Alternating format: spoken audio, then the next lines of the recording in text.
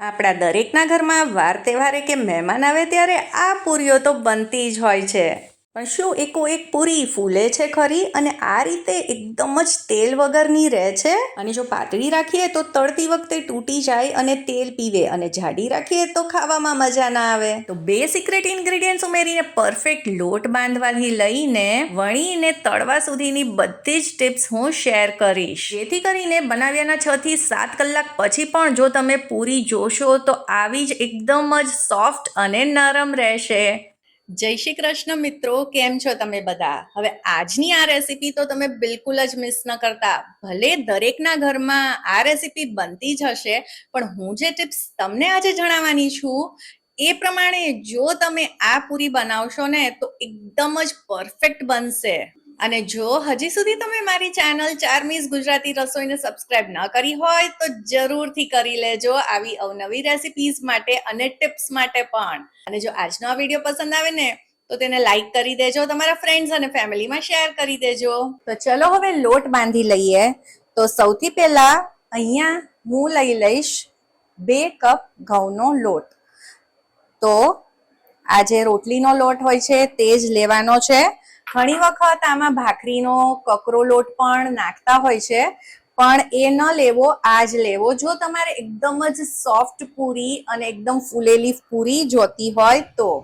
હવે આવે છે 2 સિક્રેટ ઇન્ગ્રેડિયન્ટ્સ કે જે ઉમેરવાથી આપણી પૂરી એકદમ જ સોફ્ટ તો બનશે, તૂટશે પણ નહીં, એટલે તેલ પણ નહીં પીવે. તો ચલો જોઈ લઈએ કે એ કઈ વસ્તુ છે. તો આ છે મેંદો. હા, મેંદો ઉમેરવાથી પૂરી એકદમ જ સરસ સફેદ પણ બને છે અને સોફ્ટ પણ બને છે. મેંદામાં ઇલાસ્ટિસિટી હોય છે, તેના લીધે પૂરી જ્યારે આપણે તળશું ને ત્યારે તૂટશે નહીં, ભાંગશે નહીં, અને એના લીધે તેલ પણ નહીં ભરાય તેમાં.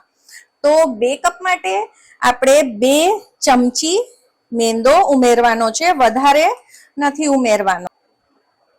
હવે બીજું સિક્રેટ ઇન્ગ્રેડિયન્ટ કયું છે? તે છે સૂજી. લગભગ આપણે સૂજી તો ઉમેરતા જ હોઈએ છીએ પૂરીમાં. તો તેના લીધે પૂરી લાંબા સમય સુધી ફૂલેલી પણ રહેશે, તરત જ તળ્યા પછી બેસી નહીં જાય. તો આપણે ફક્ત 1 ચમચી આમાં દળેલી ખાંડ ઉમેરવાની છે. તેનાથી 2 વસ્તુઓ થશે. એક તો કલર એકદમ જ સરસ થોડો ડાર્ક આવશે, અને બીજી વસ્તુ કે પૂરી તળાયા પછી એ તરત જ બેસી નહીં જાય, એ લાંબા સમય સુધી ફૂલેલી જ રહેશે. અને હા, તમને એવું લાગતું હોય કે આમાં ખાંડ ઉમેરવાથી આપણી પૂરી થોડી ગળી બની જશે, તો એવું બિલકુલ જ નહીં થાય. ફક્ત 1 ચમચી જ ઉમેરી છે. જો તમે 1 કપમાંથી બનાવતા હોય તો અડધી ચમચી જ દળેલી ખાંડ ઉમેરવી.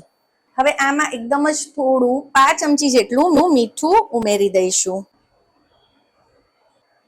હવે આમાં આપણે મોણ માટે 2 ચમચી તેલ ઉમેરીશું. 1 કપ લોટ માટે તમારે 1 ચમચી મોણ ઉમેરવાનું છે. હવે જો મોણ માપસર જ ઉમેરવું, વધારે પડતું મોણ ઉમેરવાની બિલકુલ જરૂર નથી. આટલા મોણથી પણ પૂરી એકદમ જ સોફ્ટ થશે.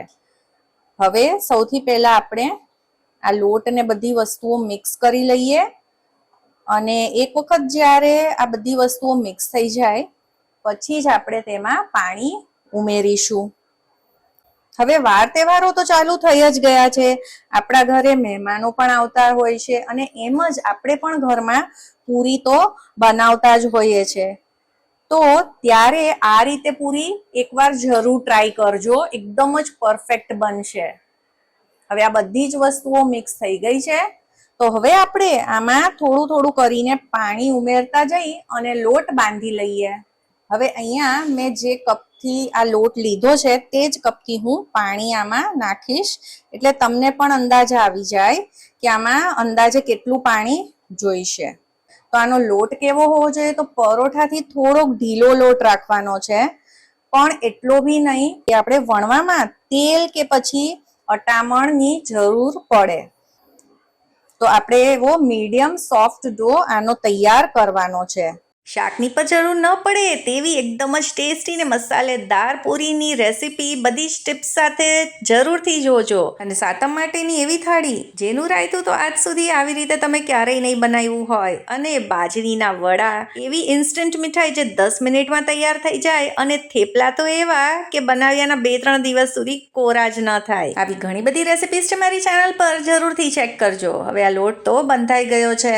આટલો લોટ બાંધવામાં લગભગ બધું પાણી વપરાય ગયું છે. ફક્ત 2 થી 3 ચમચી જ પાણી વધ્યું છે. હવે આવે છે ખૂબ જ ઇમ્પોર્ટન્ટ સ્ટેપ, અને તે છે લોટને બરાબર 2 થી 3 મિનિટ માટે સરસ રીતે મસળવાનો. આ સ્ટેપ જરૂરથી તમે ફોલો કરજો. આના લીધે જ આપણી પૂરી એકદમ જ પરફેક્ટ અને સોફ્ટ પણ બનશે. તો લોટને સરસ રીતે મસળી લીધો છે, અને જો તમે આ લોટ જુઓ કે પહેલાં કેવો હતો અને હવે કેવો સરસ સેટ થઈ ગયો છે. હવે અડધી જ ચમચી તેલ ઉપરથી નાખીને આ રીતે તેલને કોટ કરી દઈશું, જેથી લોટ કોરો ન થાય. અને આને આપણે ફક્ત 10 થી 15 મિનિટ જ રેસ્ટ આપવાનો છે. ઘણી વખત લોટ વધારે પડતો ઢીલો થઈ જાય છે, અને કાં તો પછી તળતી વખતે પૂરીઓ તૂટી જાય છે અને તેમાં તેલ ભરાય છે. તો એ એટલે જ થાય છે કેમ કે આપણે લોટને વધારે પડતો રેસ્ટ આપીએ છીએ. એટલે જ જેવો લોટ તૈયાર થાય આપણે તરત જ તેમાંથી પૂરીઓ તૈયાર કરવાની છે. હવે એકદમ જ ઝડપથી ને ઓછા સમયમાં આપણે આના લુવા તૈયાર કરવા હોય તો આ રીતે લોટમાંથી આપણે રોલ બનાવી લઈશું, અને પછી ચપ્પુની મદદથી આ રોલને મીડિયમ સાઇઝના પીસમાં કટ કરી લઈશું. હવે પૂરીની સાઇઝ તમે નાની મોટી તમારી ચોઈસ મુજબ કરી શકો છો. હું અત્યારે આમાંથી મીડિયમ સાઇઝની પૂરીઓ તૈયાર કરવાની છું. અને હવે આમાંથી આપણે આ રીતના ગોયણા તૈયાર કરી લઈશું. તો અહીંયા મેં એકસાથે બધા ગોયણા તૈયાર કરી લીધા છે. હવે આપણે એકદમ જ પરફેક્ટ લોટ બાંધ્યો છે, એટલે ગોયણા પણ એકસાથે રાખવાથી તે નહીં ચોટે. આમાં તેલ કે કંઈ પણ ઉમેર્યા વગર પણ તે છૂટા જ રહેશે.